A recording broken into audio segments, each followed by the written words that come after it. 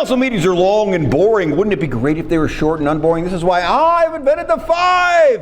Make it 10. 10-minute meeting. Wow! Graphics, music. Oh, you guys aren't going to watch it. I know it. Hey, Jim Falkenstein here with the Ashland City Council meeting of July 18th. This guy, our city manager, not here today. Oh my God! I know. Sister City Guanajuato presentation. Assistant City Manager Sabrina Cotta. She looks kind of like this. She says, "Oh, I went with this guy here and to the."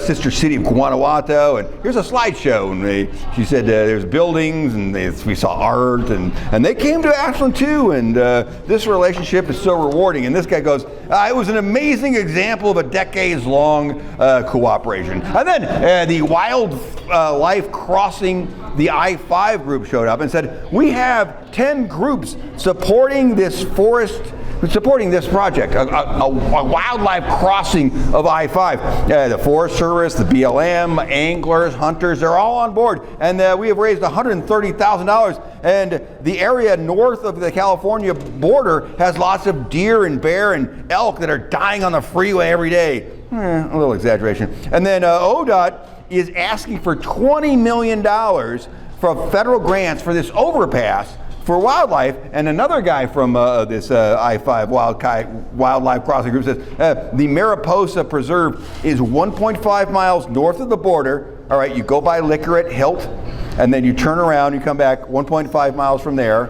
Boom, crossing. And he said opening culverts under the freeway was an option, but it wasn't great. So the bridge, we're going with bridge. And this guy goes, hey, when do we know if this is happening? And Wildlife Lady said, it's a year from now, if we're lucky, just to hear back. And so I think they're just asking for a letter of support from the city for their grant application. And we watched a video that had no sound, and this is years away from even approval, but still big. And this one goes, this is the mayor. She goes, hey, let's vote on this at the end of the meeting. And then the city manager report, he's not here. So Assistant City Manager Sabrina Cottle says, this morning I went out with the street crew and they were awesome. And the City Finance Department, I saw them today, and they are the greatest. And then Public Forum, a gray ponytail lady said, I live on First Street and raw sewage flooded my house. You remember that story. And the city paid the maximum amount allowable by the state, which is $138,000. And I invite the council to visit my house. It will still take $100,000 to fix my house, so please do the right thing. And then a lady with a scarf said, I talked to homeless kids today, and they have to move every day. I'm the first person to care about these people. Yes, you were. And then a baldish guy, he's the 5G guy, said a judge in another 5G case said the words capricious and arbitrary. I think that was the end of that. And then consent agenda, 3 things were approved. And this guy says, I recuse myself from the solar item, and he left, and the solar contract was approved. And this one says, there's a housing grant. Where is she? She's the mayor, for God's sake. Where'd she go? Ah, there she is.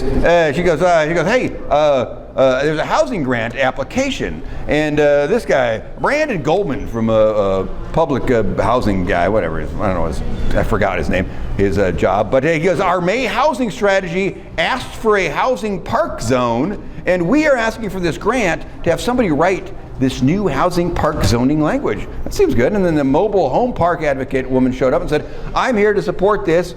It will help other cities and mobile home parks. And this one says, I approve this, of course. And this one says, he goes, oh, well, shoot, I like, you know me, I love this. And this one says, I also love this. Sometimes things were slow, but this is moving quite along, and that was all approved. And then new business, the acquisition of the Tuttle property, the Parks lady showed up. And she said, this property is below the Acid Castles. $125,000 that Parks is going to pay for 4.16 acres and an easement to use the adjacent driveway from the maintenance area. And this guy goes, he says, hey, the lot size discrepancy is 5.9 acres on the county list, and you're saying 4.16. And the Parks lady was like, that's the first I've heard of that. I don't know what to do now. And this guy goes, let's just approve it. I move to approve. And this one says, this isn't a critical thing to do. I'm against it. And this guy goes, that lot size is a problem for me, so I'm against it until we solve that. And this guy goes, where's the kid? There he is. He goes, hey, I'm against it too, the lot size discrepancy. Yeah, what that guy said. And this one says, hey, if we pause this, does it jeopardize the sale? And the park side, he goes, oh yeah, we need to sign this by the end of the month. And so she goes, hey, how about if you phone a friend? She literally said that. It was actually pretty good. She goes, can let's give our park lady to call somebody and clarify all this information. And that was agreed. So stay tuned. And then the assistant city manager, Sabrina Cotta. Oh God, she looks just like this. And she says, we achieved a 3-year contract with the firefighters union. There was a salary disagreement. Over the last year, we've been negotiating, so that went to arbitration, and the new contract here is a result of that arbitration. And this one says, hey, there's no counselor in the negotiations, so I'm voting no. And this one says, over the last year, during private executive sessions, the old council was able to chime in on the negotiations, so it's not really a secret surprise or anything. And that was approved 5-1. And then the police chief, Ty O'Mara. He looks kind of like this guy right here. That's him right there. He says the emergency dispatch contract with the Emergency Communications Southern Oregon.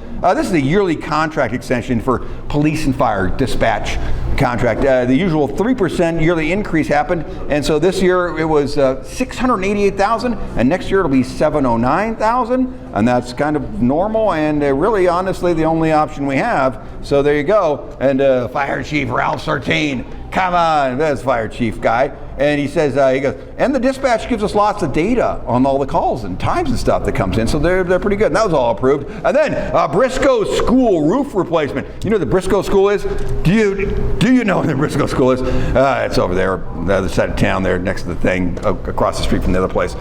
So Briscoe School guy, the OCDC, Oregon Child Development Commission. This guy who's running the school, the school there, said they serve kids from 0 to 5 years old, and all the programs are for low-income families. And during these regular school years, they serve 180 kids a day and 40 kids a day during the summer, and those are all migrant workers' kids.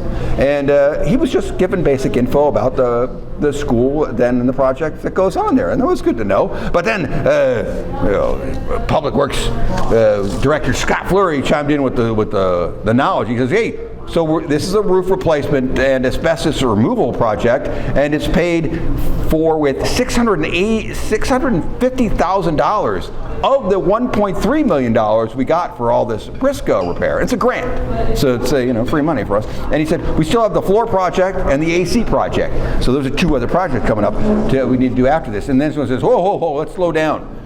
Before we do these next 2 phases, let's slow it down. We need to talk, and we need to slow talk. We need to talk slowly about the next 2 phases. It's still all approved. And then the change order for the wastewater outflow. Public Works Director Scott Fleury, he looks like this because he's got a beard, right? He says the engineer miscalculated the number of pavers and the amount of excavated soil and the number of meters needed for this phase of the project. So instead of $2.6 million, it's going to be $3.2 million. Okay, $600,000. But we are saving $400,000 on a completely different project. So really, you think about it, it's only $188,000 more. Did they hold him to account and ask him how he will better supervise his engineers in the future? And obviously he's fired the guy who made a $600,000 mistake, right? Of course not. No, they did not. This guy says, goes, hey, he goes, I move to approve. My business makes mistakes all the time. It is what it is. Bill the client, I say. And then this guy goes, where is this guy? There he is. God, he tries to be quiet, but there he is. He goes, at the airport, we use the same guy you use, and he's great. And this guy goes, it's not really that much money. Think about it. And then this one says, we shouldn't even have a sewage treatment plant. I'm against it. So approved, 5-1. And then Public Works Director Scott Fleury, the beard guy again. He says, we originally borrowed $3.5 million for this wastewater treatment plant improvement. But we always knew we were going to need to borrow more. Today's the day. We want $1.3 million more. And this one says, oh yeah, I mean, but the interest rate's like only 1%, so that's super low. And he goes, exactly. So I mean, we should just borrow money all the time at a low rate. That doesn't even make a difference, right? And then this guy goes, hey, you know, we have $7 million in the unassigned wastewater fund. So instead of increasing rates for citizens, are you using that money to pay back this new $1.3 million loan? Oh, it's actually a pretty smart thing to ask. And this one says, well, we have a consultant who is kind of a tricky accountant person, and they're showing us how we can maximize our public works budget, and that involves just hoarding money. And this one says, and this is all Federal Clean Water Act work. So we can't even question any of your costs ever, at all, ever. And this one says, non-compliance gets us fined, so we can't question any project you propose, I assume. So move to approve.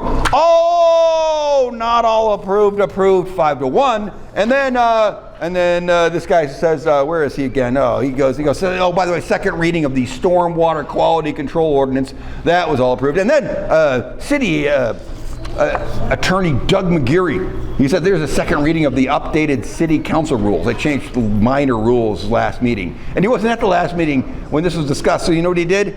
He mansplained the entire thing again to everybody for 20 minutes. It was exhausting. All approved. And then the Parks lady came back, and she said the seller of the Tuttle property is splitting the 5.9 acres into a 4.16 acre lot that we are buying and a 1.7 acre lot that they are giving us an easement on. And this guy says, where do you go, doll? He goes, okay, well, that's all I wanted to know. That's good for me. Thanks for clearing, approved. I mean, she was still didn't like it, 5-1. And then, the mayor, she's excited to write this write the letter on behalf of the city supporting Wildlife Bridge. And everyone loves the Wildlife Bridge. That was 100% Wildlife Bridge. It's all approved. And then this one says, I'm on the senior commission, and there are more and more old people in the county all the time.